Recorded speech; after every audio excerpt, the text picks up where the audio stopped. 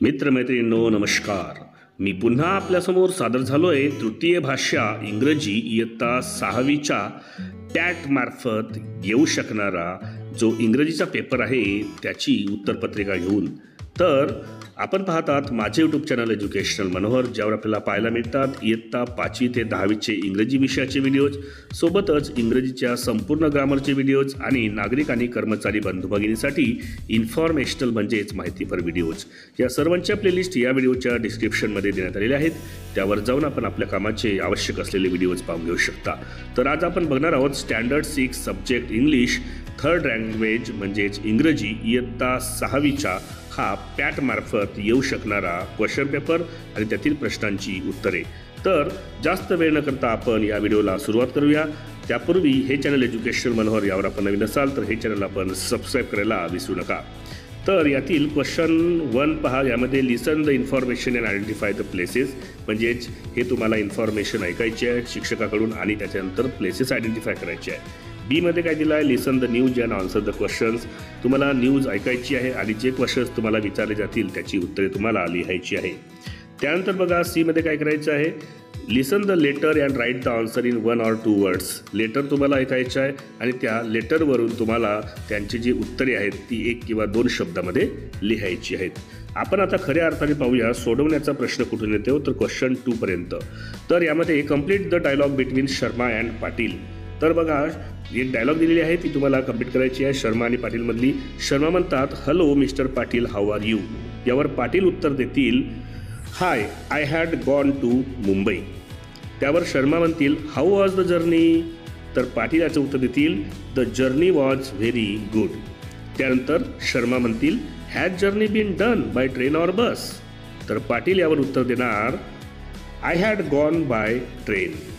आणि त्यानंतर शर्मा म्हणतील, then it's all right, now just wash your hands and face. तर यावर पाटलांचं उत्तर असेल, ओ शुअर, थँक्यू. अशा पद्धतीने आपल्याला ती शर्मा आणि पाटील यांच्यामध्ये डायलॉग पूर्ण करायची आहे. क्वेश्चन नंबर 3A पहा. यामध्ये एक पोएम दिलेली आहे टाईम यावरची आणि त्यावरून तुम्हाला एक प्रश्न विचारला आहे खाली बघा, read the poem and find out the rhyming pairs. Poem वाचा आणि त्यावर रायमिंग पेअर्स लिहा. तर कोणत्या कोणत्या रायमिंग पेअर्स आहेत मी तुम्हाला डायरेक्ट उत्तर सांगतो याच्यामध्ये. त्यामध्ये आहे मिनट, इनिट, अवर, शॉवर. त्यानंतर यामध्ये पुन्हा आपण लिहू शकतो अनेक आहेत असे आहे की नाही, टाईम, राईम, अशा पद्धतीचे त्यामध्ये आपण रायमिंग पेअर्स लिहू शकतो. क्वेश्चन 2 काय म्हटलं आहे यामध्ये, read the poem and write 2 related words with time. Poem वाचायची आहे आणि टाईमशी संबंधित 2 शब्द तुम्हाला लिहायचे आहेत. तर 2 शब्द कोणते लिहू आपण, मिनट, अवर, डेज, सेकंड्स, अशा पद्धतीचे ते टाईमशी रिलेटेड संबंध शब्द तुम्ही या ठिकाणी लिहू शकता. त्यानंतर बी पहा. याच्यामध्ये काय केलेलं आहे, रीड द फॉलोइंग स्टेटमेंट्स. दिलेल्या स्टेटमेंट्स वाचायचे आहेत. Tick right the ones that are news. जे न्यूज असतील त्यांना राईट टिक करायचे आहे. And put a cross mark against those that are not news. ज्या न्यूज नाही त्यांना रॉंग म्हणजेच क्रॉस मार्क करायचे आहे. Meera went to the market. ही न्यूज होऊ शकते का, नाही, म्हणजे हिला रॉंग करू आपण. Meera reached mount Kalsubai in record time. हां, मीराने रेकॉर्ड टाईममध्ये माउंट कळसुबाईवर सर केलं, म्हणजे ही न्यूज आहे म्हणून तिला आपण राईट टिक करूया. Mayank got a birthday gift from his sister. मयंकला त्याच्या सिस्टरकडून बर्थडे गिफ्ट मिळाला. ही न्यूज होऊ शकते का, नाही, म्हणून रॉंग क्रॉस करूया. Mayank one the first prize in a national swimming competition. तर ही एक न्यूज होऊ शकते म्हणून तिला आपण केलं राईट. त्यानंतर बघा सी मध्ये काय म्हटलेलं आहे, read the words and write the plural forms of the following. दिलेले शब्द आहेत त्यांचे प्लुरल फॉर्म्स तुम्हाला म्हणजे अनेक वचन फॉर्म्स तुम्हाला लिहायचे आहेत. जसं बस, बसचा लिहू आपण बसेस, BUSES. स्टोन, स्टोनचा स्टोन्स, STONES. ॲक्टिव्हिटीचा ॲक्टिव्हिटीज, ACTIVITY करायचा आहे, IES लावायचे आहे त्याला, ठीक आहे. त्यानंतर आहे प्रश्न D, underline the silent letter in the following words. दिलेल्या शब्दांमधलं सायलेंट लेटर सांगा. पहिला आहे 8, तर यामध्ये सायलेंट लेटर असेल आपला G. आणि दुसरा आहे रिस्ट, तर यामधला सायलेंट लेटर असेल आपला W. त्यानंतर आहे question 4, write the names of 2 tallest trees. 2 उंच अशा वाढणाऱ्या झाडांची नावे लिहा. तर यामध्ये कोणती कोणती झाडे आहेत, एक आहे बनियान ट्री म्हणजेच वडाचं झाड आणि दुसरं आहे पीपल ट्री. पिंपळाचं झाड, याच्यामध्ये तुम्ही एक मँगो ट्री म्हणून सुद्धा लिहू शकता. ठीक आहे. तर अशा पद्धतीने आपण 2 टॉयलेट ट्रीचे नाव लिहिले यामध्ये. त्यानंतर समोर जाऊया आपण. काय म्हणते, rearrange the sentences on the timeline. दिलेली एक टाईमलाईन आहे, तिच्यावर तुम्हाला सेंटेन्सना रिअरेंज करायचं आहे. जसं I am a wild boar, I sharpen my tusk yesterday, I will drive my enemies away. यामध्ये आन्सर पहा. ॲक्शन इन द पास्ट, पास्टमध्ये कोणती ॲक्शन झाली आहे तर ती आहे I sharpened my tusk yesterday. The situation at present, प्रेझेंटमध्ये कोणती ॲक्शन आहे तर ते आहे I am a wild boar. आणि फ्युचर ॲक्शन कोणती आहे तर ती आहे I will drive my enemies away. ठीक आहे. त्यानंतर बघा, classify the words into noun, pronoun and prepositions. 3 शब्द दिले आहेत. अ बकेट, ऑन, ही यांना नाऊन, प्रोनाऊन आणि प्रेपोजिशनमध्ये क्लासिफाय करायचं आहे. तर नाऊन कोणता आहे तो आहे अ बकेट. प्रोनाऊन आहे यामध्ये तो आहे ही, आणि प्रेपोजिशन आपण लिहू शकतो ऑन. तर अशा पद्धतीने तुम्ही त्यांना क्लासिफाय करू शकता.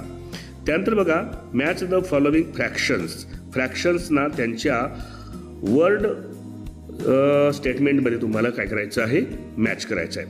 जसं 1/5, तर याला म्हणतो आपण 1/5, म्हणून याची जोडी असेल बी 1/5. 2/3, तर याची जोडी आहे 2/3, म्हणून ती जोडी असेल ए 2/3. अशा पद्धतीने आपण त्यांना मॅच करू शकतो. त्यानंतर बघा, सॉल्व द फॉलोविंग पझल. खाली दिलेले पझल कंप्लीट करा. म्हणजे यामध्ये तुम्हाला जे स्पेलिंग दिले आहेत त्यांना अर्थपूर्ण शब्द तयार होण्यासाठी कंप्लीट करायचं आहे. पहिला आहे ई रिकामी जागा GL, तर ही आहे इंग्लिशची स्पेलिंग म्हणून आहे ENGLISH. आणि दुसरी आहे IDA, तर ही इंडियाची स्पेलिंग आहे म्हणून आहे INDIA. अशा पद्धतीने आपण ते पझल कंप्लीट करू शकतो. यामध्ये आपण समोर जाऊया. बघा, हा शेवटचा प्रश्न असेल कदाचित तुमचा. Complete the following sentences using different endings. तुम्ही वेगवेगळ्या प्रकारचे एंडिंग्स वापरून दिलेल्या सेंटेन्सला कंप्लीट करू शकता. जसं I will have a dozen. I will have a dozen दिलेलं आहे, तर यामध्ये लिहू आपण mangoes. I just can't do without, तर हे लिहू आपण माय टीचर. आणि आय डेस्परेटली नीड, तर ह्यामध्ये आपण लिहू a pen. I have a dozen म्हणजे माझ्याकडे डझनभर काय आहेत, mangoes. I just can't do without my teacher, तर यामध्ये मी टीचरशिवाय काही करू शकत नाही. आय डेस्परेटली नीड, मला खूप अत्यंत आवश्यकता आहे, तर हे आपण लिहू अ पेन. तर या पद्धतीने आपण इयत्ता 6वीच्या पॅट मार्फत येणारा हा जो इंग्रजीचा क्वेश्चन पेपर आहे, यामधील प्रश्नांची उत्तरे कशी लिहायची ते आजच्या व्हिडिओमध्ये सविस्तरपणे पाहिलं. आशा करतो की हे जी उत्तरे मी आपल्याला सांगितली अशाच पद्धतीची तयारी आपण कराल आणि येणाऱ्या पॅटच्या या क्वेश्चन पेपरमध्ये 100% मार्क्स आपण घेण्याचा यामध्ये प्रयत्न कराल.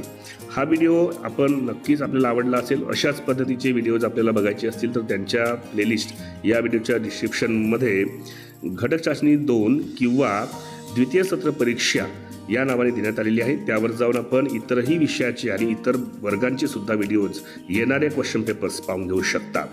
या व्हिडिओला आपण 1 लाईक आणि जास्तीत जास्त शेअर करण्यासोबतच हे चॅनल एज्युकेशन मनोहर यावर आपण नवीन असाल तर हे चॅनल आपण सबस्क्राईब करून घ्यावं अशी मी आपल्याला विनंती करतो. आणि मी आपली आता रजा घेतो. सर्व विद्यार्थी मित्रमैत्रिणींना माझा नमस्कार.